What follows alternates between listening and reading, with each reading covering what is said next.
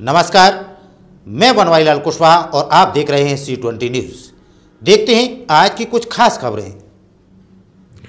बुलंदशहर के विभिन्न थाना क्षेत्रों में सर्दी के मौसम के चलते कोहरे का फायदा उठाते हुए पशु चोरी की घटनाओं को अंजाम देने के बाद गिरोह के सदस्य अवैध रूप से पशुओं को कटान करते थे, जिसमें कटान के बाद अवशेषों को ठिकाने लगाने के लिए पशुओं के मीट को होटल, रेस्टोरेंट और ढाबों पर सप्लाई करते थे, जबकि चर्बी साबुन फैक्ट्री को सप्लाई किया जाता था।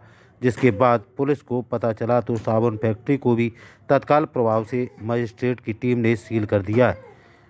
एएसपी अनुकृति शर्मा ने बताया कि पकड़े गए आरोपी आरिफ पर 14 आपराधिक मामला दर्ज है और वह शातिर चोर है। आरिफ पशुओं की चोरी करने के बाद घर में ही उनका अवैध रूप से कटान किया करता था, जिसकी सूचना पुलिस को मिली और तत्काल प्रभाव से कार्रवाई करते हुए गिरोह का खुलासा कर दिया।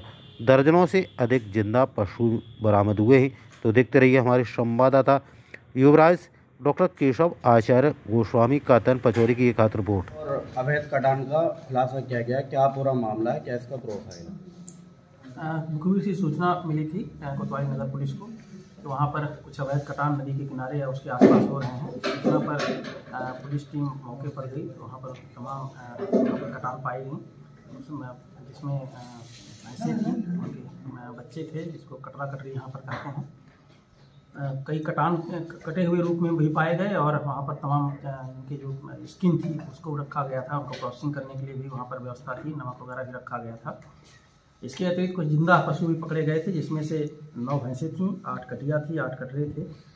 और इनको वहाँ पर जब इकट्ठा किया गया, पूछताछ की गई, पता चला कि ये लोग इसको चोरी करके लाते हैं। और जब उनके बारे में और छानबीन की गई तो ये पता चला कि वहाँ पर अहमदगढ़ में और सिकंदराबाद में, हासू में, यहाँ तक कि दादरी में भी जो चोरियाँ हुई थी वो यहाँ पर पशुओं को लाया गया था।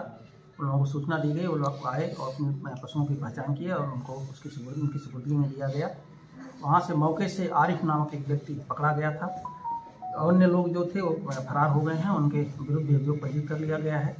आरिफ से जब पूछताछ की गई तो पता चला कि यहाँ पर लोग पशु चोरी के आते हैं, उनको ले आते हैं और उनकी कटान करते हैं।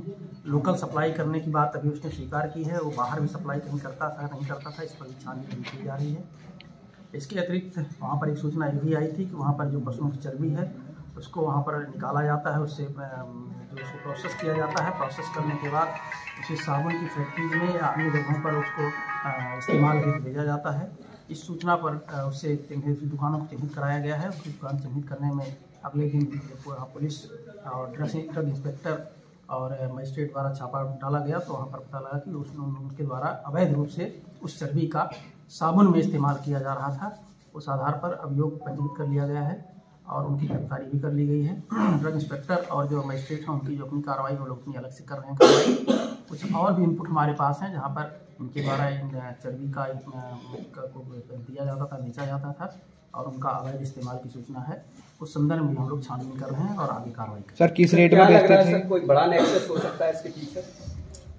अभी तो प्राथमिक स्तर पे हम ऐसा कुछ नहीं कह सकते हैं, न ऐसी कोई सूचना आई है कि लोकल स्तर पर ही उसको काट रहे थे और काट करके उसको बेचने का काम कर रहे थे। सर कितने लोग गिरफ्तार हैं और कितने फरार हैं अभी तो कटान वाले में से एक व्यक्ति गिरफ्तार हुआ है और साबुन फैक्ट्री से भी एक व्यक्ति गिरफ्तार हुआ है। बाकी नाम प्रकाश में आए हैं और उन पर भी पुलिस काम कर रही है।